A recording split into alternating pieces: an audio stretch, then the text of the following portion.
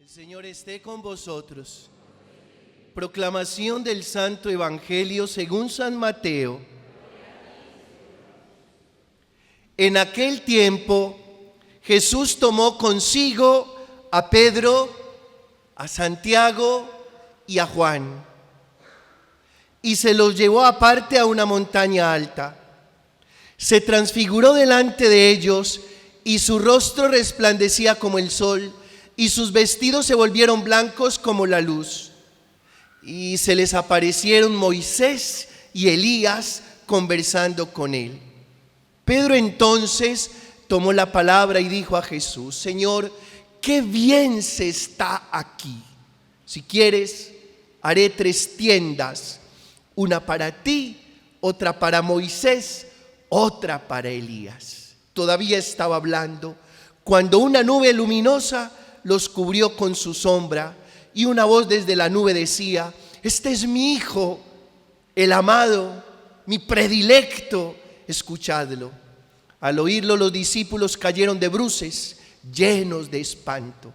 Jesús se acercó y tocándolos les dijo: levantaos, no temáis.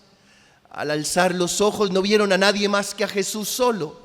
Cuando bajaban de la montaña, Jesús les mandó: no contéis a nadie la visión hasta que el Hijo del Hombre resucite entre los muertos. Palabra del Señor. Se pueden sentar.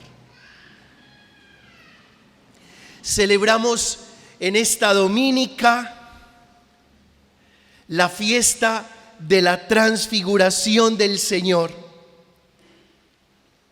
Y todos los textos apuntan a reconocer el señorío de Jesús.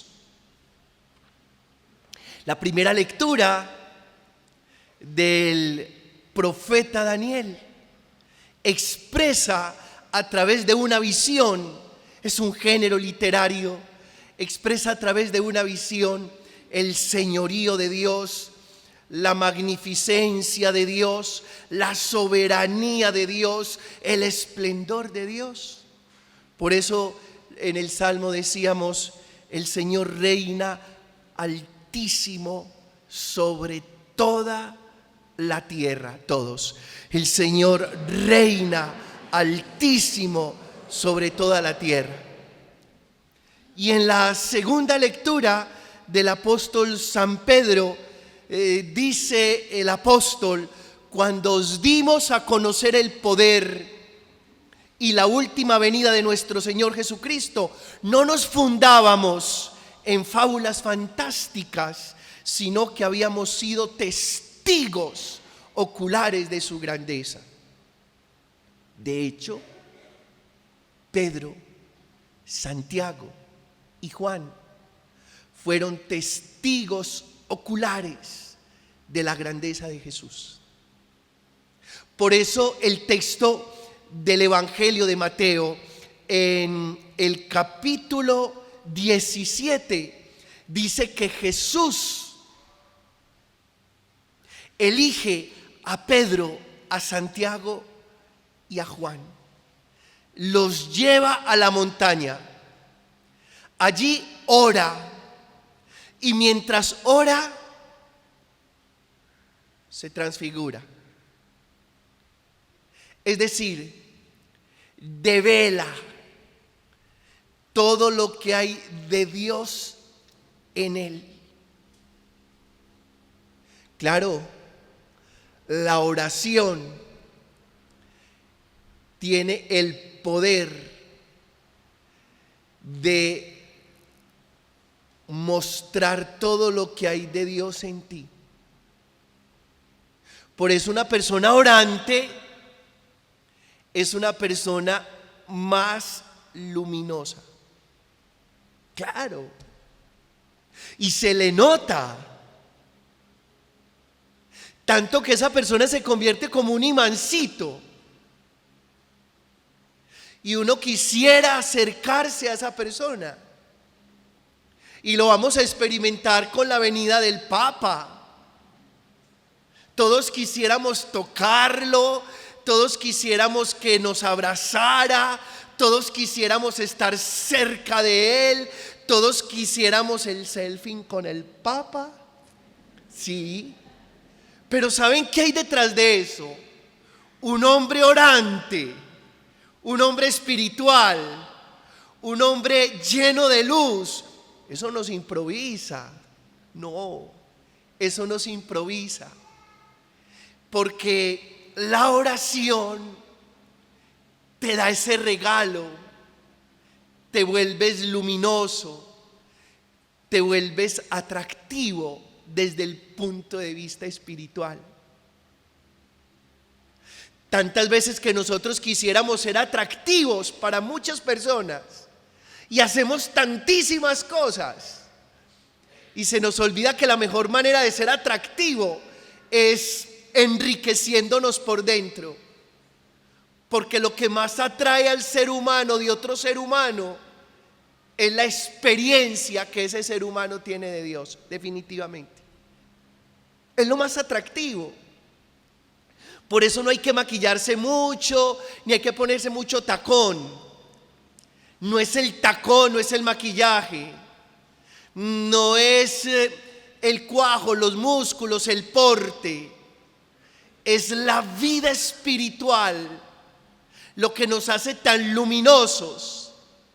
Ahora, Pedro, Santiago y Juan, que son los pilares de la iglesia de Jerusalén, aparecen en el texto porque ellos fueron testigos del Jesús humano y el Jesús divino.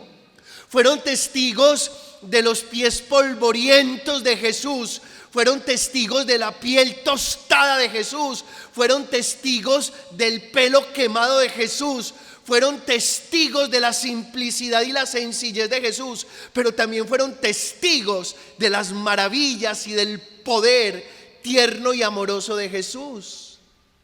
Entonces, por eso decimos con el apóstol Pedro que esto no son fábulas fantásticas, que en realidad los discípulos del Maestro, los apóstoles de Jesús, tuvieron una experiencia maravillosa de Jesús desde lo humano y también desde lo divino.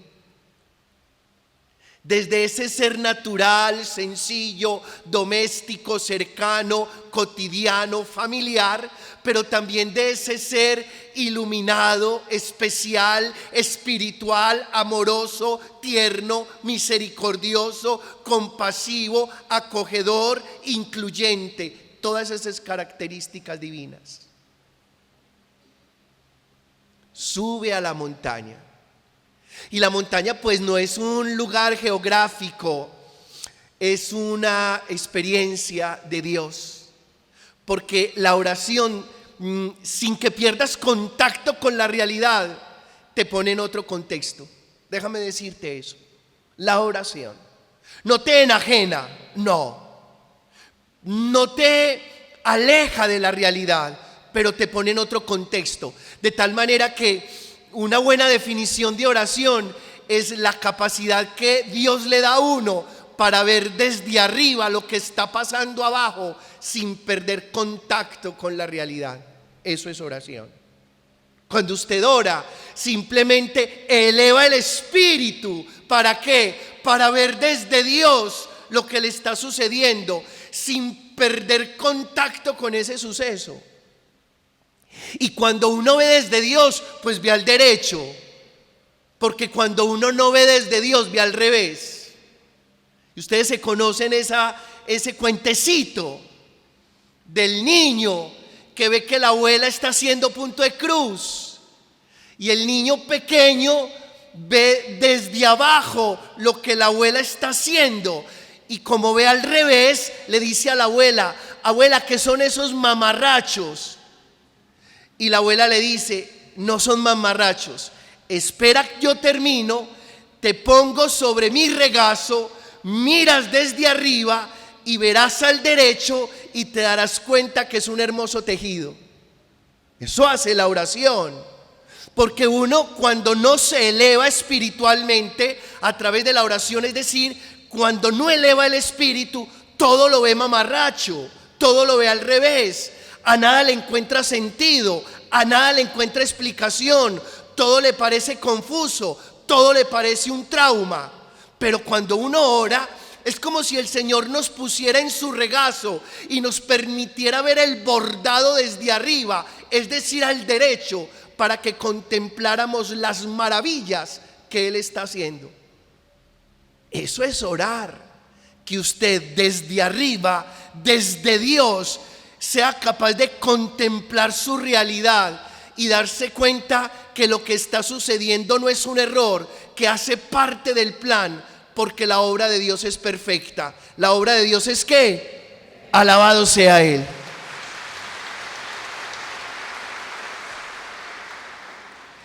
Transfigurarse. Allí están, aparecen en el texto Moisés y Elías. Ustedes dirán, ¿qué significa esto? Que Jesús está en el centro, dándole realización a las profecías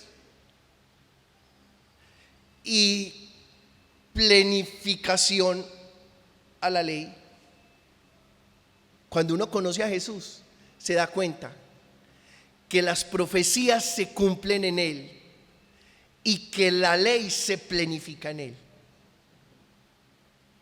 Porque ya no es la ley por la ley, sino que es la ley del amor. Porque todo lo que profetizaron aquellos hombres en el Antiguo Testamento se cumple en la persona de Jesús. Ahora, luego Pedro sale con unas palabritas muy raras y le dice a Jesús: hey maestro, hagamos ¿cuántas tiendas? 3, una para ti, otra para Moisés, otra para Elías. ¿Saben qué significa eso? Significa que cuando uno está muy embebido en la experiencia espiritual, uno no quisiera moverse de ahí, que esto no se acabe, que esto no se acabe. Pero ¿saben qué? Infortunadamente nos espera la dura y cruda. Claro. A Pedro también le pasó lo mismo. Ay, que este momento no se acabe, estacionémonos aquí, hagamos 3 chozas, hagamos 3 tiendas, una para ti, otra para Moisés, otra para Elías. Pedro no sabía lo que estaba diciendo. Porque ¿saben qué? Cuando uno tiene una experiencia linda de Dios a través de la oración, a través de la Eucaristía, eso es simple y llanamente gasolina para enfrentar la realidad. Es gasolina. Es como si usted fuera al zapatero y le dijera: vea, recálceme estos zapatos. Y se los recalzan. ¿Para qué? Para que usted pueda seguir trasegando por la vida. ¿Saben una cosa, hermanos? De repente experimentamos esta tentación. Ay, qué tan bueno aquí. Qué pereza volver a la casa. Ay, qué tan bueno aquí. Ahora llego a mi casa y otra vez la misma cantaleta, el mismo problema de siempre. Mi hijo trasnochado, mi hijo enguayabado, mi esposo en calzoncillo. Ay, no, qué pereza. Yo me quiero quedar aquí. De pronto, de repente, ¿saben qué? Nosotros venimos a este encuentro con Jesús en la montaña para tanquear, para llenar de combustible la vida, y salimos a gastarnos ese combustible. Salimos a que con esta fuerza recibida podamos enfrentar todo lo que se nos va ocurriendo en el día a día y todo lo que va aconteciendo, todas las situaciones que van sucediendo. Es para eso. ¿Y saben por qué les digo esto? Porque nosotros humanamente tenemos una tentación. ¿Cuál tentación?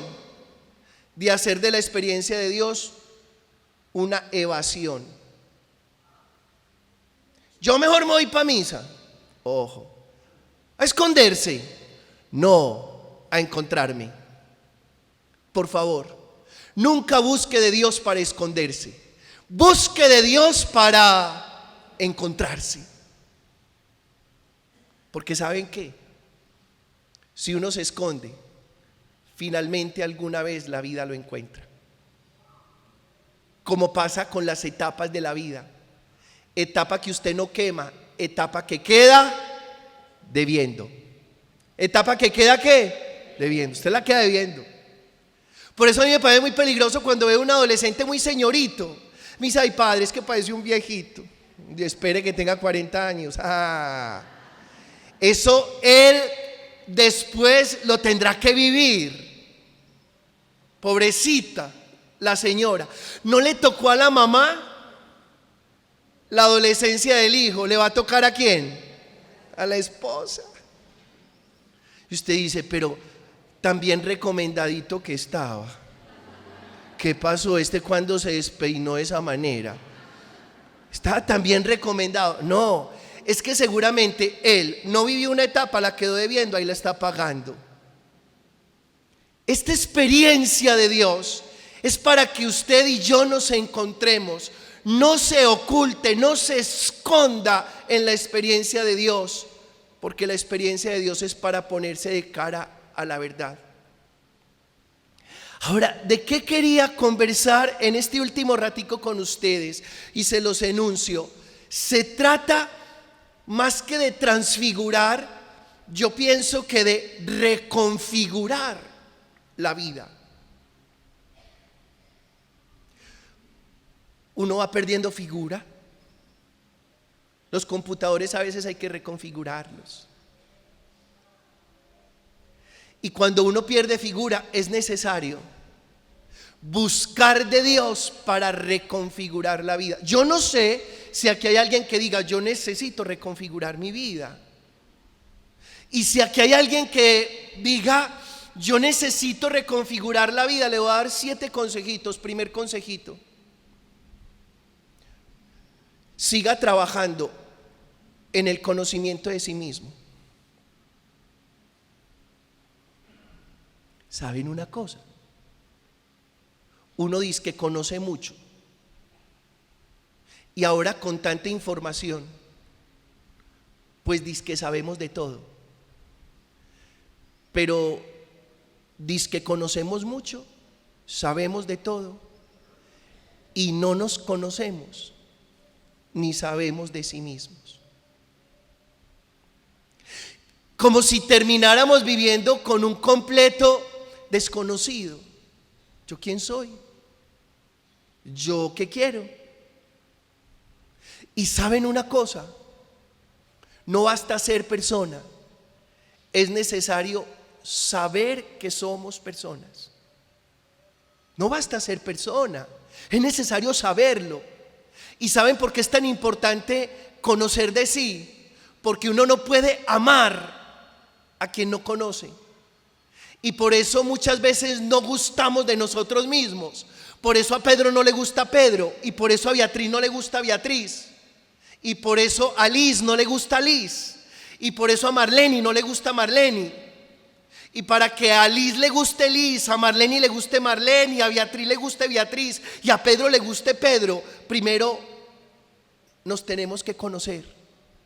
Y conociéndonos, aprender a querernos y aprender a aceptarnos tal como somos. Es muy curioso que a veces a mí no me gusta Pedro, pero a Dios sí le gusta Pedro. Qué curioso. Y a Dios le gusta Pedro tal como Pedro es. Es más, cuando Dios hizo a Pedro, lo hizo como es, porque lo necesita de esa manera. Y esto implica que cada uno tenga una capacidad inmensa de conocerse, de aceptarse y de quererse. Quiérase. Por favor, una manera muy linda de reconfigurarse es conociéndose y queriéndose. No se busque tantos peros, no se busque tantos defectos, no se dé tanto látigo, no se culpe por todo. Finalmente, todo lo que está pasando en su vida es necesario en su proceso de conciencia, y ahí vamos creciendo, y Dios, como buen alfarero, va trabajando el barro. A Dios el barro no se le sale de las manos, ni usted ni yo nos salimos de las manos de Dios. El barro está en el torno, y el barro no se le sale de las manos al alfarero. Él sabe lo que está haciendo, sabe lo que hizo y sabe lo que hará. Un consejo de todo corazón: conózcase y conozca sus debilidades, acepte sus debilidades y ámese así. Y luego conozca sus fortalezas, active sus fortalezas, impulse sus fortalezas y ámese así. Conozca su estatura, acepte su estatura y ámese así. Conozca sus gorditos, sí, acepte sus gorditos y ámese así. Porque además asistimos a una cultura que nos pone un estilo de hombre y un estilo de mujer, y todas las mujeres tienen que ser de este fenotipo y todos los hombres tenemos que ser de este fenotipo. ¿Quién dijo? Si lo más lindo que cada uno tiene es lo que lo hace único e irrepetible en el universo. Este dientecito torcido no lo tienen ustedes. No, señores, este es único en mí y eso me hace distinto. Y mi carta dental es esta, y mis huellas son estas. Así soy, así me acepto, así me quiero, y de esa manera me reconfiguro. Porque la persona que no se conoce, no se acepta y no se quiere, no tiene cómo reconfigurarse, porque está peleada con su figura. No pelee con lo que usted es. Primer consejo. Segundo consejo, si se quiere reconfigurar, tómese en serio a Dios, tómeselo en serio. ¿Por qué? Porque infortunadamente Dios para muchos seres humanos hace parte del folclore cultural. Y Dios no puede ser parte del folclore cultural. No, Dios tiene que estar en los tuétanos, en la médula. Dios es techo, Dios es piso, Dios es vida, Dios es la vida de mi vida, es la razón de mis días. Por Él madrugo, por Él trabajo, por Él lucho, a Él glorifico, vivo para agradarlo solo a Él. O sea, tomarse en serio a Dios. Y cuando digo tomarse en serio a Dios, es sacar a este cristiano de ese letargo, de la misa automática de los domingos y de la bendición por cada cosa. Yo los quisiera sacar a ustedes de ahí. No es la misa dominical solamente, no es la bendición cuando me acuerdo, cuando paso por un templo. Es otra cosa, es hacer de Dios la vida entera, el todo de la vida. Tómese en serio a Dios. Mire, usted se toma en serio a Dios y usted se da cuenta que Dios es una fascinación, es la fascinación, y que a un ser humano no le puede pasar nada mejor que una relación consciente y amorosa con Dios. Ese es el segundo consejo. El tercer consejo que les doy en esta predicación en lo que concierne a reconfigurarse: mayor consideración con su familia. Ojo con su familia, ojo. Miren, cada que hablo del tema familiar se me ocurre pensar que si yo, Pedro Justo, tengo un accidente y quedo cuadripléjico, ustedes son muy queridos, ustedes son muy queridos, los quiero mucho y yo sé que me quieren, pero los únicos que lidiarían mi cuadriplegia serían mis familiares. Y ustedes son muy queridos. Puede que alguna muy devota diga: padre, cuente conmigo, ni Dios le pague. Pero en realidad, ante una situación límite suya o mía, los únicos que sacarían la cara por nosotros serían nuestros familiares. Mayor consideración con tu familia. ¿Por qué? Por una razón muy simple. Porque tus hermanos nunca serán tus ex hermanos. Tu mamá nunca será tu ex mamá. Tus hijos nunca serán tus ex hijos. Tu papá nunca será tu ex papá. Nunca. Nunca.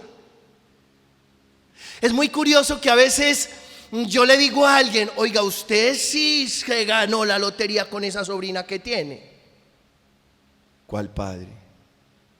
Pues esa sobrina, la tal Camila. ¿Cuál? Esa niña es estupenda, especial, servicial, generosa.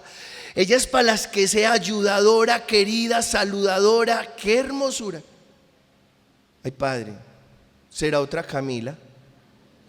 Me está hablando de una persona que no conozco.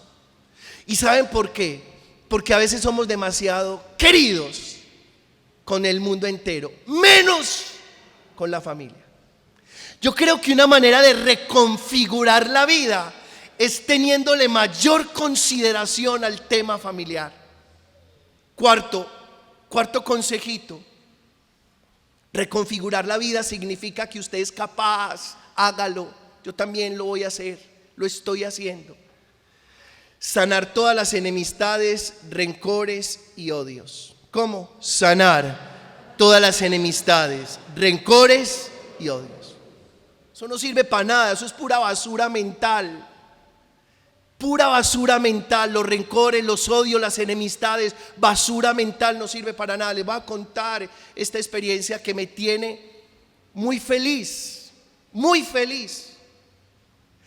El jueves después de la hora santa recibí una llamada.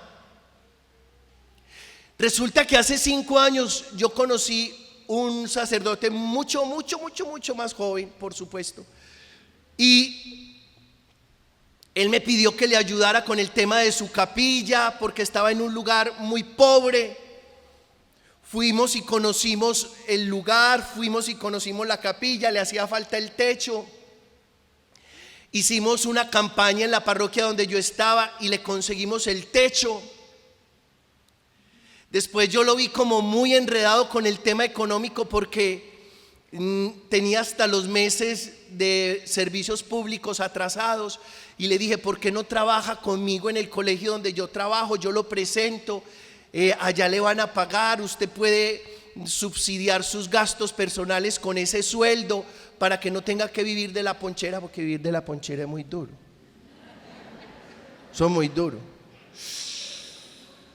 Yo les he contado que yo no me volví a poner el clériman porque un día iba en el carro, paré en un semáforo y yo iba de clériman.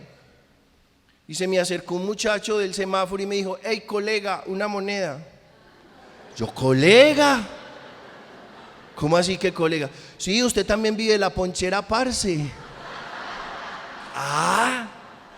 Yo pero no me volví a poner ese cosito. Es que colega. Le dije, ¿sabe una cosa? Yo trabajo y trabajo todas las mañanas. Y entonces le conseguí trabajo en el colegio, vuelvo al tema. Y digamos que se enredó en el tema laboral. Y pues el colegio dijo que no más. Y él me responsabilizó a mí. Y se fue muy bravo conmigo del colegio, porque creyó que había sido yo, sabiendo que fui yo quien lo llevé. Y se rompió esa relación, qué pesar. El jueves recibí una llamada de ese muchacho y me dijo, hola, soy yo, fulano de tal, no les voy a decir el nombre de esos chismosos. Ahora ustedes buscan en el directorio de la arquidiócesis, ¿quién será? No. Y le dijo, hola, me sorprendió la llamada. ¿Y cómo estás? Y me dijo, venga, Pedro Justo, llamo a decirte 3 cosas. Primero, que me porté como un patán. Segundo, que no tengo sino gratitud contigo. Y tercero, que me perdone. Y fue tan bonito ese momento, esa llamada telefónica. Yo le dije, hermano, no tengo nada que perdonarle, antes perdóneme usted si se sintió ofendido, lastimado, dañado por mí. Y al final me dijo, ¿sabe qué, Pedro? Lo espero en mi parroquia para que vea cómo hemos progresado. Y yo sé que hoy, esta noche, voy a dormir mejor. Y yo dije, esto se lo tengo que contar a mi comunidad. Nosotros los curas también peleamos. Ay, mijitos. Ay, peleamos. Este caso es de los de contar. Hay otros que no se cuentan. Pero qué tan rico y yo también dormí más tranquilo. Por favor, usted quiere reconfigurar la vida, sane todas las enemistades, todos los rencores y todos los odios. Sáquese esa basura de la cabeza para que viva mejor, coma mejor, disfrute mejor y duerma mejor, porque Dios lo quiere a usted siempre viviendo no bien, sino mejor. ¿La gloria para quién? Solo para Él. Nos cogió la noche, era que estaba allí, ya ustedes se dieron cuenta. Quinto, póngale propósito a su vida. Póngale propósito. ¿Cómo así, padre, que le ponga propósito? Sí, póngale ruta, meta, dirección, objetivos. Póngale. Porque una vida sin propósito, usted todos los días piensa una cosa distinta. Una vida sin propósito, usted todo lo que comienza no lo termina. Póngale propósito a su vida. Cuando usted se levante en la mañana, levántese con un propósito. Cuando vaya a hacer algo, hágalo con un propósito. Cuando vaya a tomar una decisión, use el propósito. Viva con propósito. Sexto, usted quiere reconfigurar la vida. Deshágase de todo lo que le quite la paz.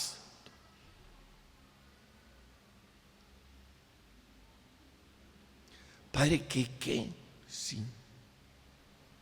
Si algo le quita la paz, ve a ver qué va a hacer. Pero eso no debe estar ahí. Padre, ¿y si es mi marido? Bueno, reconcíliese con él. Reconcíliese. Es que uno tiene dos caminos: o renuncia o se reconcilia, pero no se quede ahí sufriendo y padeciendo la vida. O se reconcilia o renuncia. Y séptimo, para reconfigurar la vida, este es muy importante, lo dejé de último porque tiene que ver con las cosas materiales. Relaciónese mejor con las cosas materiales. Ojo, ahí hay una clave de reconfiguración. Relaciónese mejor con las cosas materiales. ¿Qué significa? Modere la ambición y libérese de los apegos. ¿Cómo? Modere y libérese. Cuando le digo modere la ambición, lo que le estoy diciendo es que no deje de ambicionar. Claro, usted debe ambicionar, pero modere esa ambición, no sea que se le convierta en codicia y usted se obsesione con las cosas materiales. Y una persona que se obsesiona con las cosas materiales las tiene y ya no las disfruta. Ese es el problema. Entonces, por favor, reconfigure su vida para que se le vea la luz de Dios en su corazón y para que usted se vuelva un imán para los demás y para que usted se vuelva un punto de referencia para otros y para que usted le ilumine la vida a otros. Ojo con la relación con las cosas. Relaciónese mejor con las cosas. Y relacionarse mejor con las cosas es: voy a moderar mi ambición y voy a liberarme de lo que me tiene tan aferrado y tan apegado. Ni la ambición exacerbada ni los apegos le hacen bien al ser humano. Hermanos, hay muchas cosas lindas que están por venir y en nuestro corazón muchas maravillas que hay por mostrar. Como Jesús que se transfigura, nosotros también estamos hechos para transfigurarnos en la medida en que seamos capaces, con estos punticos y otros, de reconfigurar la existencia, para que esto nos sepa bueno. Pilas a aquel que no le está sabiendo bueno la vida. Nosotros no vinimos a padecer vida, vinimos a vivir y a vivir en plenitud, porque así lo quiere Dios. A Él la honra y la gloria por los siglos de los siglos.